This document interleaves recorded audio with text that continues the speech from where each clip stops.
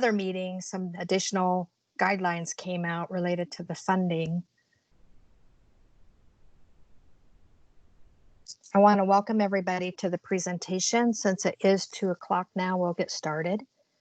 This is a presentation on the use of coronavirus relief funds that were appropriated in Session Law 2020-4, Section 3.3.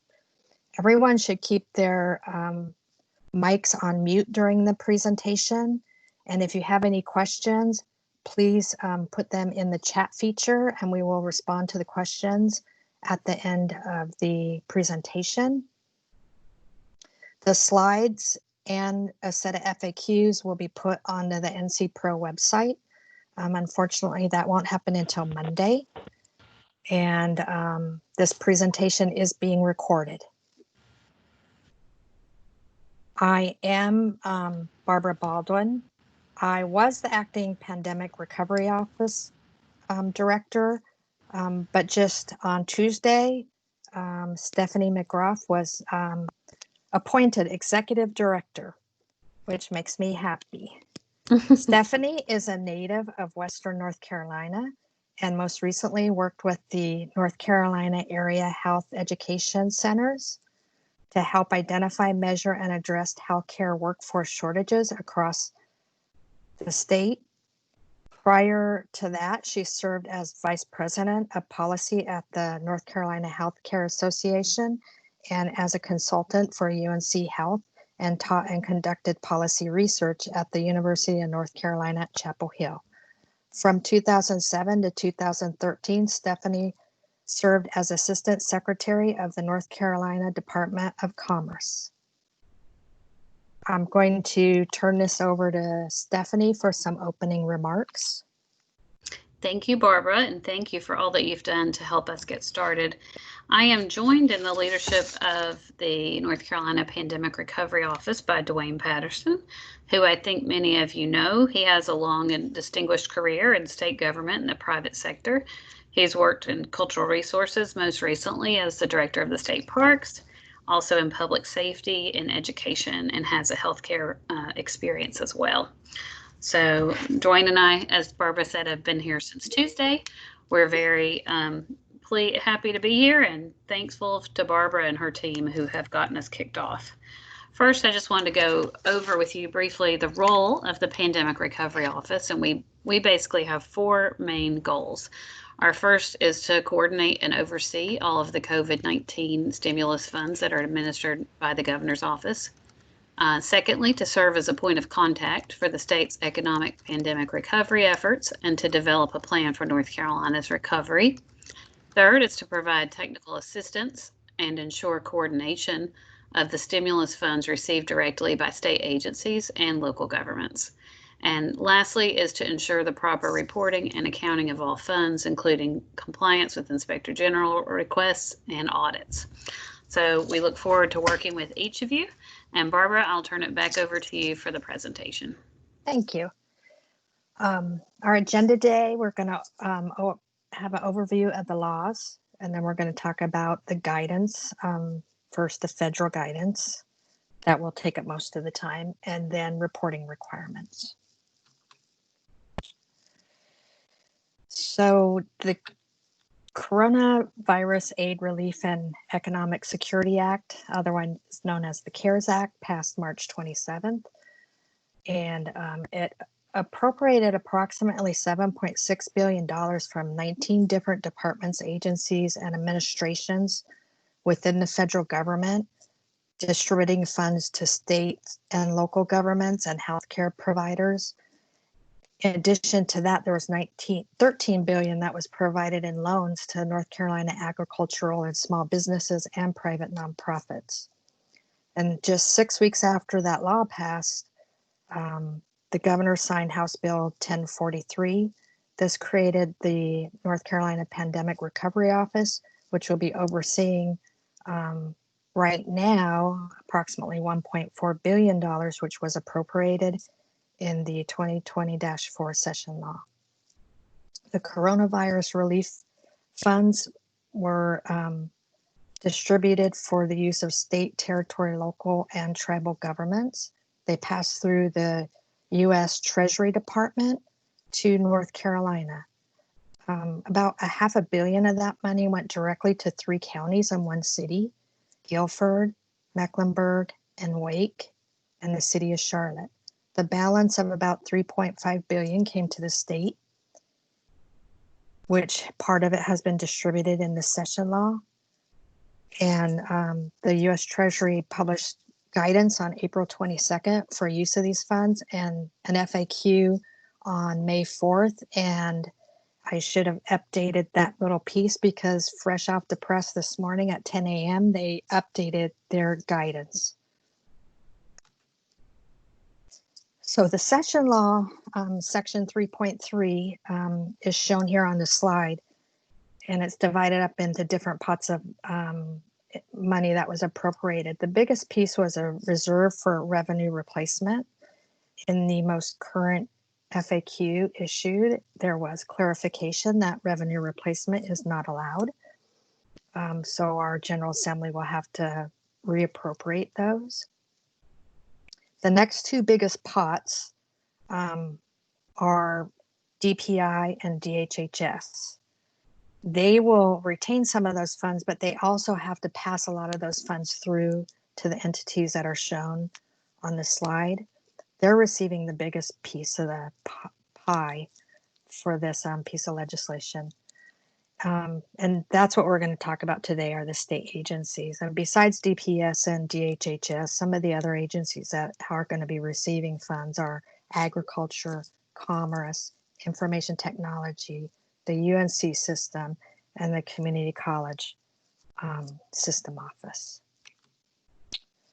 So now we'll move on to guidance. So the CARES Act has basically 3 overarching requirements.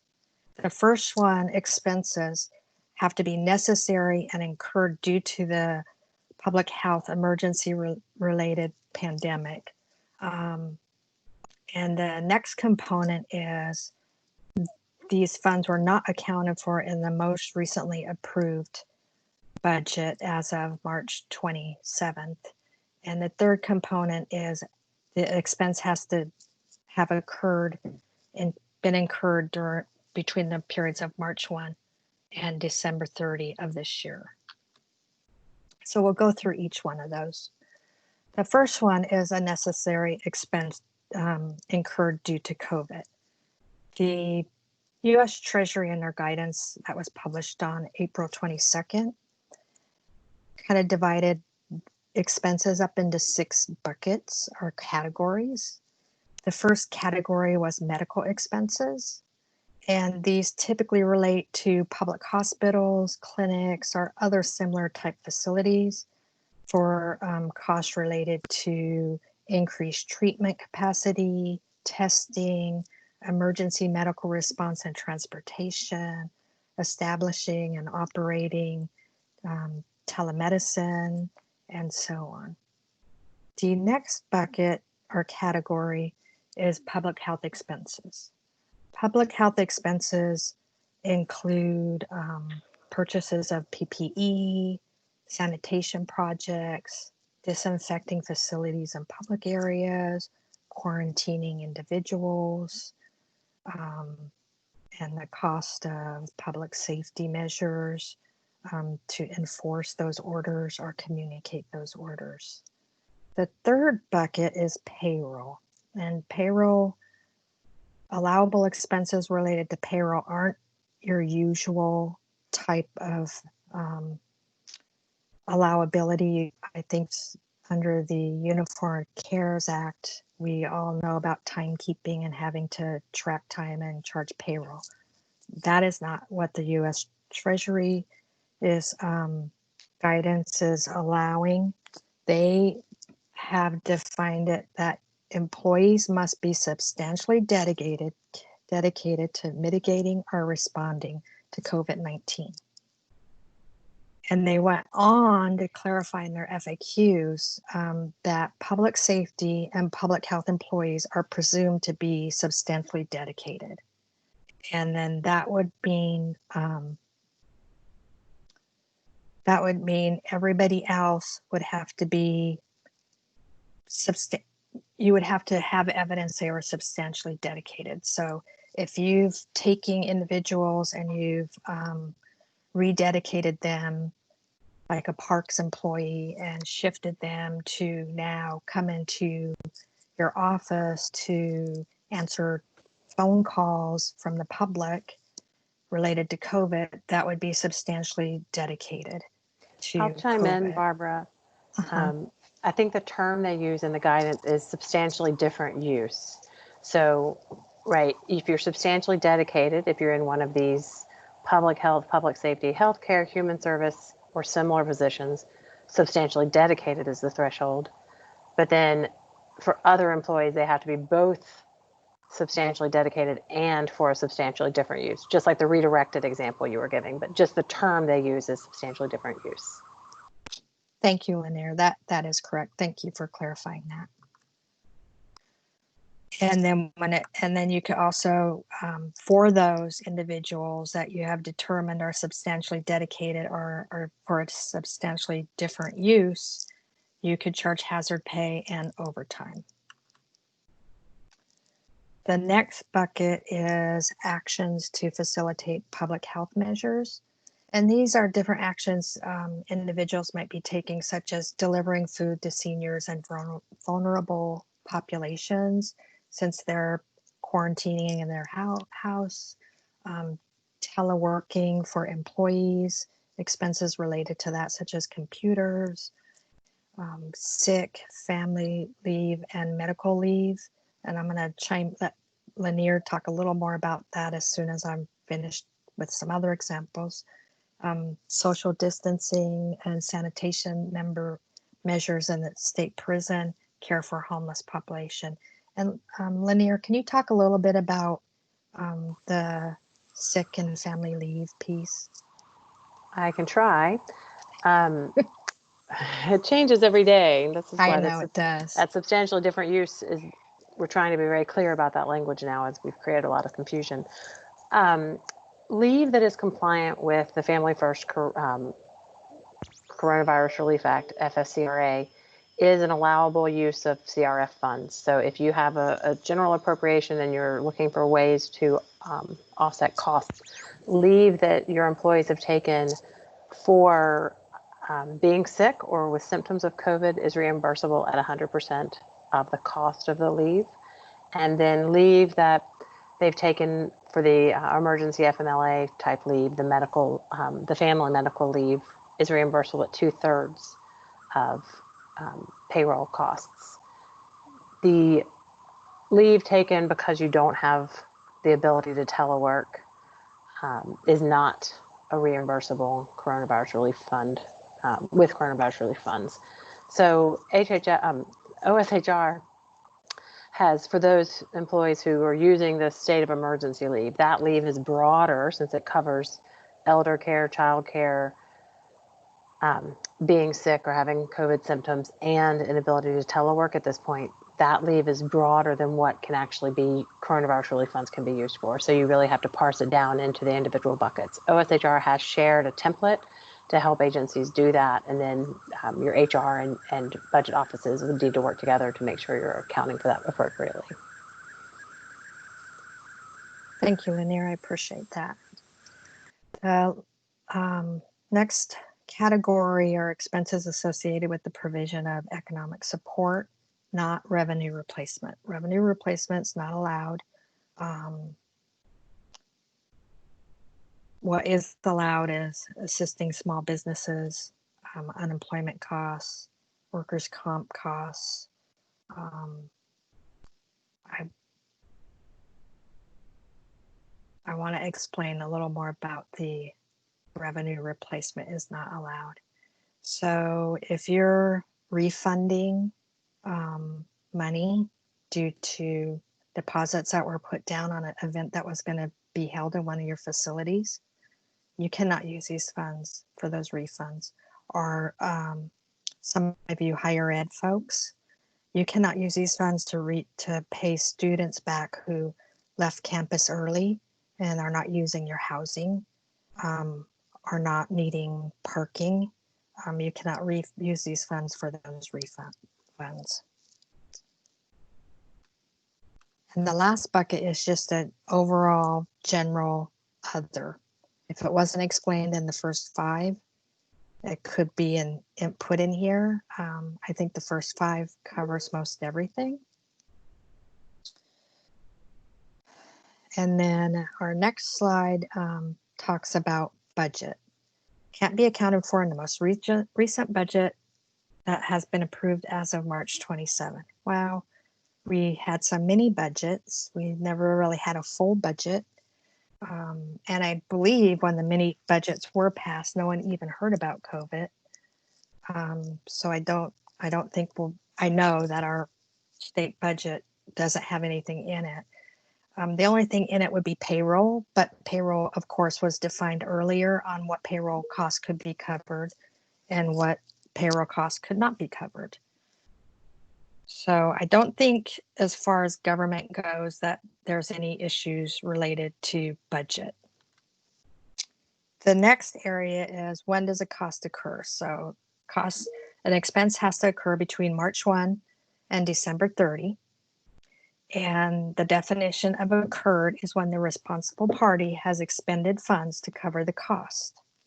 That means when you've issued a check or an electronic funds transfer, that would be when the expense was occurred. There's no closeout period.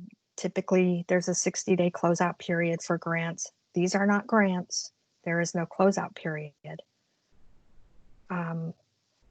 In addition to that, encumbrances and obligations, they will not be an incurred cost because the payment hasn't been made. You cannot prepay on contracts. If you have some purchase order out there, and unfortunately, most of it came in December, but there were still a few items to be delivered in January or February of next year, you cannot prepay for those items.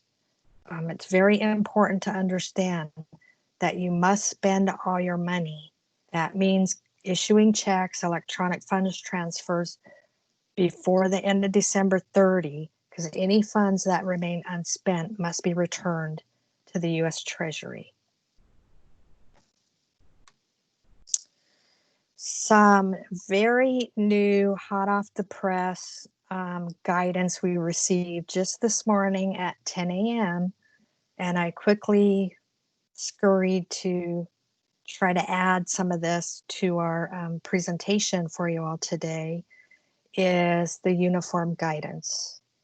Before, the guidance from the Treasury was silent to that, but now they've actually put it in an FAQ that the 2 CFR requirements that have to be followed relate to internal controls, subrecipient monitoring and management, and then subpart F for auditing.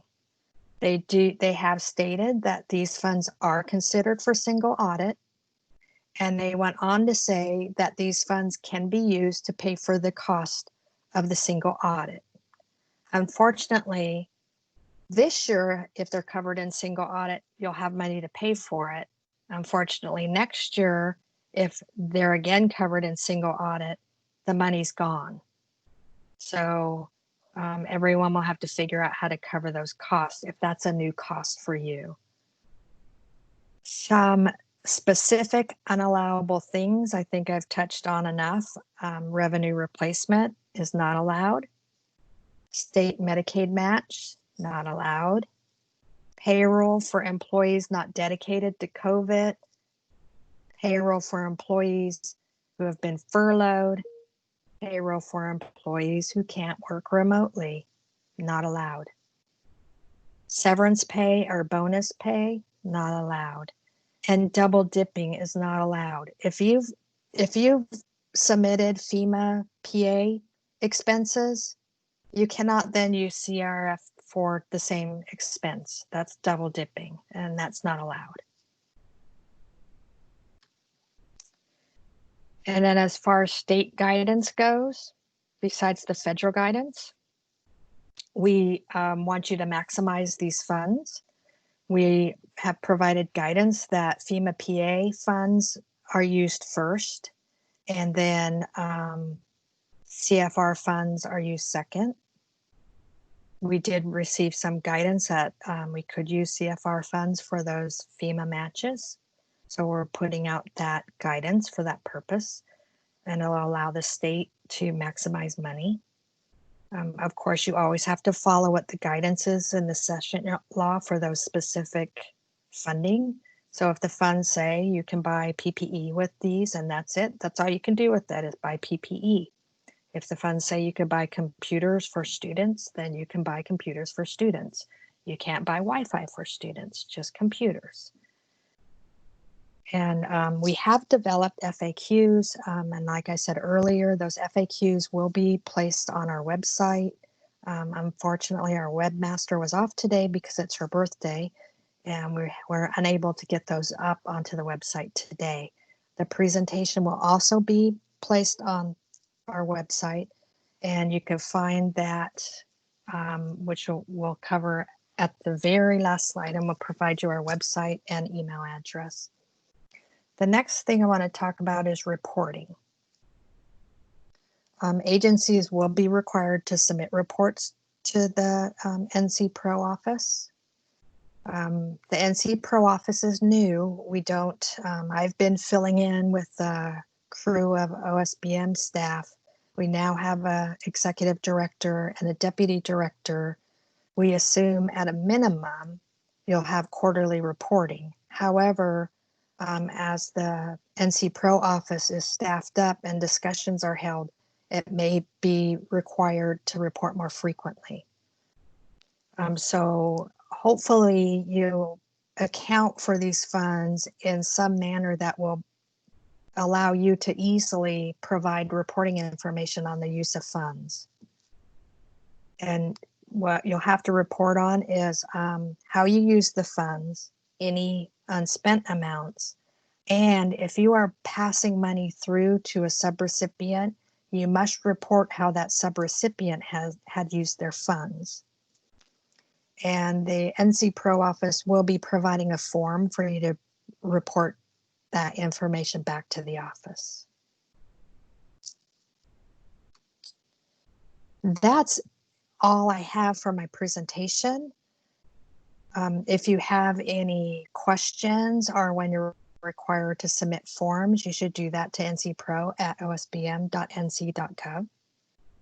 As I said, you can find other documents, including this presentation, on our website, which is shown here. And now we'll take any questions that have come through the chat, Lisa. All right. So the first question is, yes, can we get a copy of the presentation? And you just stated that it will be available. Our next question is, in the beginning, they said it would be posted on NC Pro site Monday. Okay. Mm-hmm. All right. So the next one is, can there might be some answers out here too. I think Lanier has been answering some of the questions. The next question is, can you please go over the COVID payroll costs that is reimbursable with state aid? Okay, so the CRF money appropriated in Session Law 2020-4, Section 3.3 can be used for payroll. So it can be used for salary and benefits. It can be used for hazard pay and overtime. It can only be used for individuals who are substantially dedicated to addressing COVID, remediation or recovery or responding. It's substantially dedicated. Public safety employees, public health employees are automatically assumed to be substantially dedicated. Healthcare, I can't remember what the other two, I know Lanier has this piece down pretty solid. But any other employees that don't fall into the, are you on, Lanier? Yeah, sorry. That's okay. It is public safety, public health, healthcare, human service, and other similar employees. So unfortunately, there's not a lot of clarity in the definition. And then also, we've been depending on the IRS definition of public safety employee, which I guess the IRS is part of the US Treasury. So none of those terms are actually defined anywhere specific to the CARES Act. But it is those public safety, public health, human service, healthcare, and other similar employees that are considered, that have payroll expenses are eligible for them. Right. And then they have to be substantially dedicated to addressing COVID. Those categories Linear talked about employees. And for administrative ease, this is where they've determined public safety and public health are substantially dedicated. So we've interpreted that to mean law enforcement officers, for example, police officers, if you're local government, are substantially dedicated, and those payroll expenses can be claimed as CRF eligible. And then any other employees that have been redirected for a substantially different use related to COVID, their payroll could be also included. So if you have a museum employee who was giving tours and now they're been redirected to answer phones related to COVID, that could be allowed. But if you have a museum employee who was doing tours, in-person tours, and now they're doing virtual tours, that is not allowed because they're still doing tours. It's just taking a different form. And a lot of these examples are in the FAQs that we have for you. Okay. The next question comes from one of the universities. It says, can PPE purchases with Corona Relief Virus Fund be both for employees and students? Yes. PPE can be purchased and should be used to ensure mitigation of the spread of COVID, and so they would be allowable. I don't have any other questions posted. Okay, then we'll close out this meeting a lot early, and give you all an extra 30 minutes back of your day to do the important things you do. And please watch our website to find your FAQs and this presentation. We will be setting up a Agency University block you can click on, and that's where you will find all the documentation. Thank you for attending our presentation today, and we hope you have a wonderful afternoon. Thank you. Bye-bye.